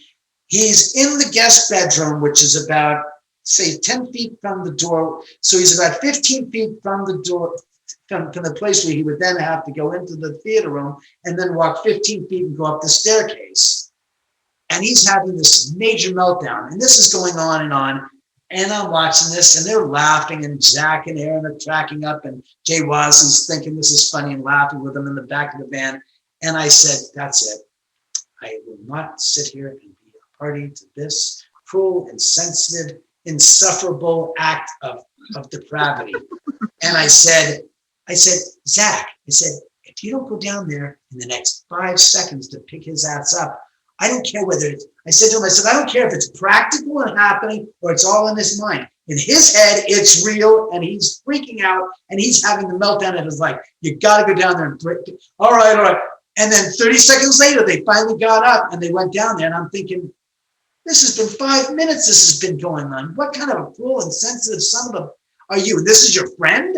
This is how you treat your friends? And I'm like, I said, you can screw your goddamn contract. I said, I'm going down there myself, and I'll tear up the contract and say, because I'm not allowing somebody to have a meltdown in my house on my watch, and I'm aware of it, and think that this is like, oh, this is some enjoyable video I'm watching. This guy having a freaking meltdown. And what was the conclusion to all of this?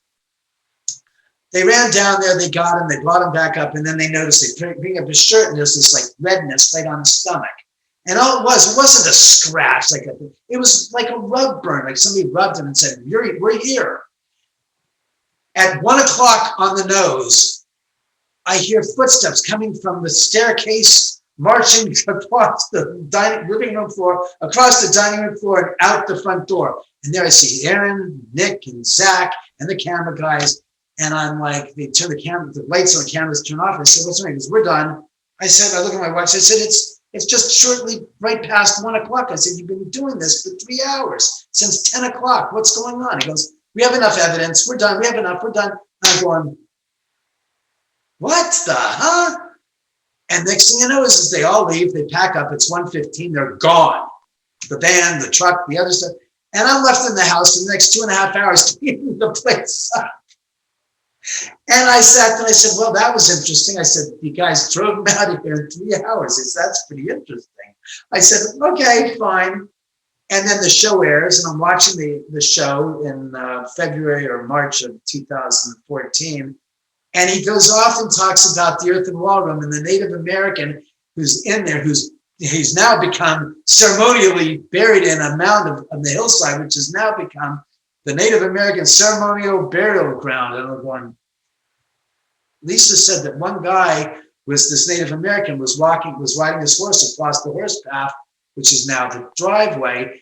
His horse slipped and fell and tumbled down the hillside some 50 feet, at which point the horse and the rider both broke their necks, and their bodies were just lying on the mound on the side of the hill. And through the years, blood flows had covered their bones and interred them into the earth. That's what I forgot to mention about Lisa. When she went downstairs to the third level, she went into this part of the house that's under the house, which was never developed, because my dad and I had an argument about turning the third floor into an apartment. And he goes, well, if you're not going to turn it into an apartment, I'm not going to make this into a kitchenette, and I'm not going to, cover the back wall, exposed earth. I'm going to leave it open. And it's like, I don't give a rat's ass. I'm not turning this floor into an apartment. I made it into a theater room for myself, not for some other a-hole who's going to be renting the house. I said, I'm not doing that. So he left it undone. And it was basically a storage room as you enter into this alcove. And then further in is a platform which was supposed to be for the air conditioning unit, which they realized you can't put your air conditioning condensers inside of the house next to this mound of earth, because when those gosh darn fans start blowing, there's going to be a cloud of dirt that's going to be dusted flowing into that room and that storage area. You're going to have a layer of dirt every single day if you turn that air conditioning on. So we pulled it out of there. And he left that exposed mound of earth without a wall hiding it. And so she comes in and she goes, oh, there's a Native American on horseback up in the up in the left-hand corner of the house under here. And I'm going, again, I don't see anything, Lisa. Well, he's wanting me to let you know that his story. And I'm like, okay. So I was like, when I mentioned this to Zach, because he was the first person I openly made this, confided in the story, because I said, you know, I know something about this house that nobody else knows. So every time a psychic comes in here, I know that that psychic most likely has no interaction with Lisa Williams, and she's not making it public, and she's not writing a story in a book about my house. So it's under wraps with her. So every time a psychic would come in, I would just sit there and bite my tongue and let's see what happens. And funny enough, Chris Fleming, there's a Native American in this mound of earth. James von Prague, who had the meltdown and meltdowns, and he goes, there's a Native American in this room, in this earth. I got it, and left like that. Jackie Barrett from America's Psychic Challenge, who's a friend of mine, came in and said, oh, there's a Native American in this mound of earth. I can feel him. And he's talking to me. I'm going, oh, for heaven's sake, every gosh darn gifted psychic, television-wise, television personality-wise, and otherwise is coming in here. They're hitting the same gosh darn nail on the head. So finally, I told Zach in confidence in a way that turns out that he embellished it and turned it into Native American ceremonial burial grounds. And this is a cemetery on the side of the hill. And I'm going, hey, man, poltergeist is bullshit. Yep. That doesn't matter. You move the headstones and the bodies. They're dead bodies. They're not souls attached. So I don't put a lot of faith in it. Yeah. Thomas, Jason, do you all have any questions, comments? Yeah, I was just going to say that's the classic showbiz story. I watched that show with that guy on it, and I always get that. I've seen ones that were filmed here in Ireland, and I was saying you have completely created a circus out of something that was not a circus. Before we wrap up, David, this is fantastic. I love your whole attitude to afterlife, to the post-mortal existence. It's so unique and it's so vital. I love that. I don't think anyone else has that, and I think it's really important. I love the concept of the stewardship of there's something very beautiful about that, the stewardship of the souls. Jason wants to say something before we go. Please. I was just going to ask one last thing. Is it possible, you were talking about, what is it, the DCEMF or the DCMF? Yes. Is there something there that was, energetically there, not physically there, that's radiating that energy that was there before the Native American, there before, I don't know, maybe back to Atlantis, Lemuria, that's causing all of these layers of traumatic incidents to occur? That's I'll tell you this before we go into the lost cities and the impossible vortexes and stuff like that, which is far on the paranormal extreme. What I'm going to say to you is what Barry Tapp had told me some 16 years ago in 2005 is after he did a little research. He told me that according to the U.S. Geological Survey, there's a naturally occurring geomagnetic anomaly in this earth, in this area.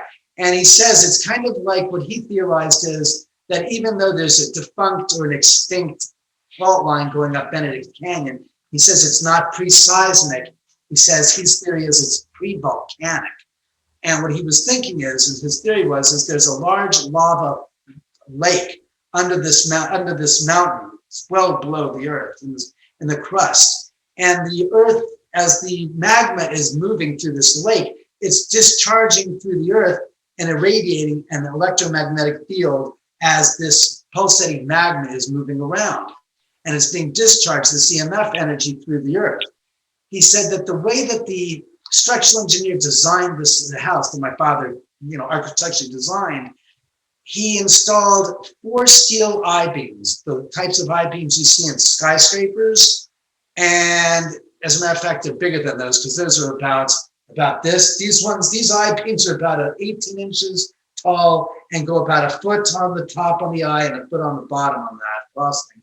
And they're 20 feet long or 19 feet long. 2 supporting the second floor and 2 supporting the third level. And there are 3 steel columns that are about 6 inches in diameter that are welded on the tops of the steel I-beams to support them, and that are then embedded in the concrete gray beams that are tied into the 13, 30-foot deep caissons that are again reinforced with steel, with iron, with steel rebar. That is basically what he says is taking the charge through the earth, up through the concrete and reinforced steel gray beams, caissons through the gray beams and into the steel, so that you have on the second floor and the third floor this type of a Ferris cage, a gigantic steel cage of energy that's all magnetized, and it's irradiating this energy through the entire house. Plus you have a 35-foot tall wrought iron spiral staircase, which is acting in essence like a giant coil in the middle of the battery. So at the top, you're going to have a positive charge, and at the bottom, you're going to have a negative charge. And what Barry was doing was he was measuring his front door, and he was reaching levels of EMF levels that were extremely high. I'm reaching down to get his reports that I have, the information I can read you. Let's see. Here we go. Trifield meter, nothing. Electromagnetic. 5,000 milligauss was the readings on the electrogeomagnetometer. Here's something interesting. The air ion counter. He had 24,000 registered 24,000 positive ions per cubic centimeter upon entry of the house. During a Santa Ana wind, when the winds were generating lots of static electricity, he went outside and he says, outside the house was 24,000 positive ions per cubic centimeter outside. When he came inside the house and tested the air ion counter, it registered 24,000 parts per cubic centimeter negative ions. They reversed polarity. He goes, it's not possible in the physical natural world to have that. And that's what he says is that outside it's normal, inside it switches upside down, so that as I said before, when you come in the house, the cadre of spirits around each and every one of us hits this environment, they can manifest and make things happen very easily. That's why I said the Sharon Tate murders is great. I mean, is a starting point, but it's far from the end point of what's going on here, and why we've recorded people's relatives on digital recorders without any Frank's box, without any spirit box here. We've recorded vocalizations and voices, not rah, rah, rah, rah, rah, like they captured on Ghost Hunters. We captured voices that you can hear as clear as a bell. That the one signature characteristic that runs common thread throughout all of them is the voices. Well, the voices sound like this, like they're right on top of the microphone and they're whispering. That's the craziest scenario or characteristic that we've noticed through the past 14 years that we've recorded activity here, correction, 16 years we've recorded activity here, that even on the digital recorders, it's always that same type of vocalization as the same as what we record on these cameras throughout the house. It's a whispery voice. It's inexplicable. And I said, okay, so who is it? It turns out in this one particular case I'm referencing, we had the seance and this girl was here. She was Latin descent and we didn't know much about her. And during the seance, I said, stop the recording, stop. We were videotaping it. And I said, stop. Both psychics, one at each end of the table, her friends of mine got all upset. They said, what are you doing there? I said, I heard a voice. And I don't want to go through a video later on in post to review to find that spot where I said I heard something. I said, I'm doing it here live on camera, and we're going to play it back for everybody in front of us right now. They had 3 recorders. They played the first recorder back. You hear a man's voice say, let it go, mija. Second recorder, same thing. Third recorder. And this girl at the end of the table started breaking up and crying. She goes, oh my God, that's my father. Turns out, she says later on, he had died 5 years earlier of cancer, and she had not been able to process it and go on with her life. And the vocalization, she goes, that's my dad that said that to me. And I said, oh my God, he's giving you a sign to go on with your life, is what it is. And she goes, yeah, now I have closure. I can go on with my life. Having nothing to do with Sharon Tate, with the victims at the end of the street. And it goes back to my theory that the house has got a certain dynamic where any spirit that wants to can just manifest and come in here and feel like it's a vacation. They're going to find it and do it. And that's what this house is really more about. as more as I'm being used as a vehicle to demythologize the fear-based programming that has been given to the public for years, that we're all going to die at some point. Don't be afraid of those that have passed before you. And when you see one, treat it with a sense of respect and curiosity instead of fear and animosity, and say, what do you want? I'm here. I see you. I'm not afraid. What's going on? What can I do for you? You'll find David, I was yourself just about to happy. ask you, in conclusion, Yes. what would you like people to take away from your home, your experience? I feel like you just answered it, but if there's anything else that you have to say about that. You have more to fear from the living than you do the dead. Yeah, absolutely. The dead aren't like a gosh darn, like the dead aren't like the Cub Scouts or the Girl Scouts looking for new participants, or like religious groups that are looking to have people proselytized to come join our group. That's not the way it is. They are there on another plane of existence, and they intermittently interacts with ours, but they're concerned about us and our well-being more than them taking our lives from us or hurting us or harming us. And if you want to know more about my house and the story, I'm just going to say, go take a look at my book. Goes to Cielo Drive. What are all of your links? All of my links. Here, I'll grab this and hope it works. It doesn't exactly, it won't focus exactly until it wants to. Help them focus there.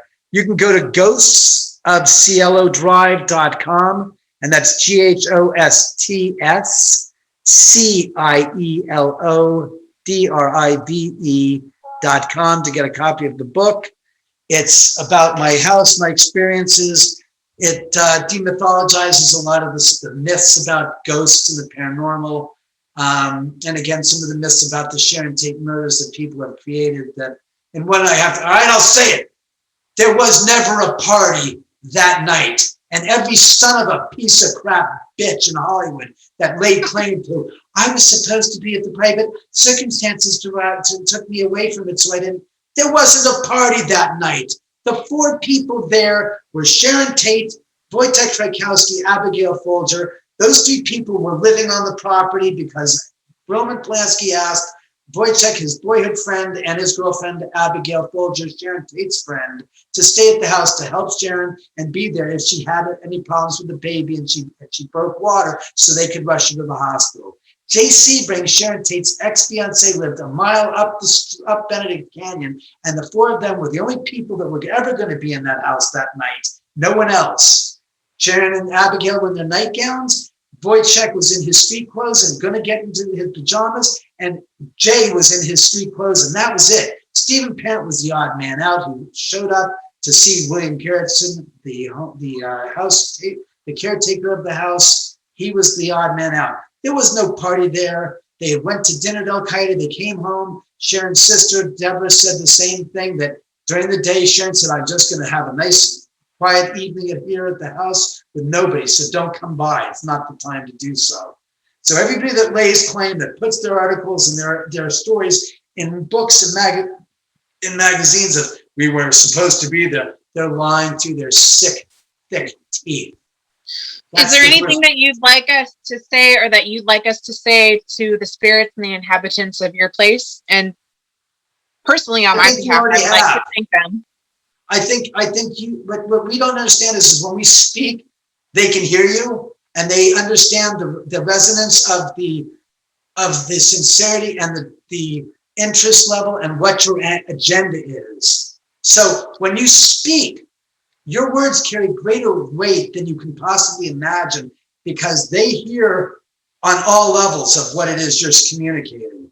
Your vocalization, your desires, what you're after. They read all the thick, minute details of it. So what you've done, they've already experienced, and they know, and they've said, I feel they're appreciative, and they thank them for me on my behalf. Thomas, Jason, is there anything you guys would like to say? Yeah, I just think in closing, David, thank you for the last wonderful 2 hours. Thank you for your experiences, especially your humanity. It's quite beautiful to listen to this and refreshing, totally refreshing, I have to say. And I very much encourage people to not only visit your website, but also your YouTube channel, which is super. And there's lots. Get the book. Get the book. Yeah, get the book if you want. YouTube.com/David Oman. Oman. Not En, because I'm not Damien. I don't have 3 6s carved in the back of my head. I don't have horns.